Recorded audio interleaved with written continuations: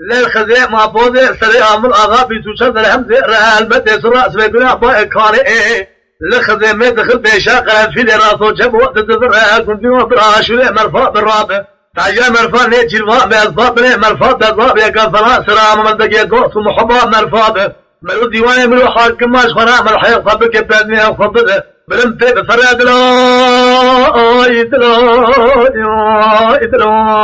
يا خي دار البنات الجي فايشان المعنى تلو ربي ايش ونا فايشان سراي تقوي برا رجاني سوي سرو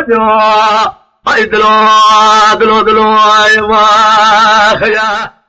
مسجد اخر داخل الكتابة ابن الحضر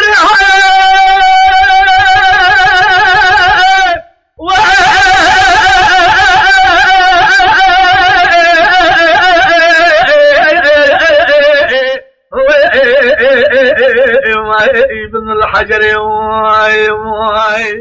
من ما ذكر تمام كتابة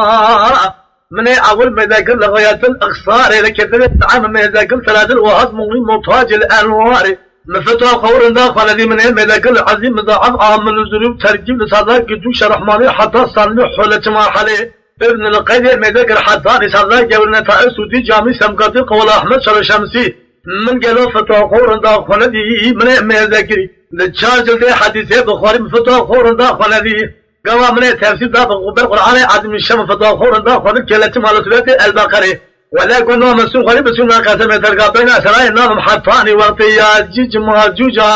كبري مرمر بحال السفيان رابع تركين ناكم حتى بيتم كان المزوها بقان تربزي خوي كل بتركين ناكم حتى تمام اتشاب دوز بهم درك الاخر الدوري اتركين ناكم حتى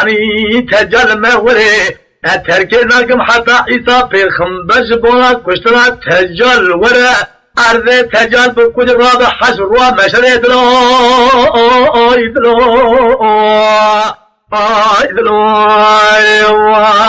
خي دارو بلا بجي خوي شاد المعنى تشلو ربي عالمي إيشا جاني سراي هي برهر جاني سوي سلو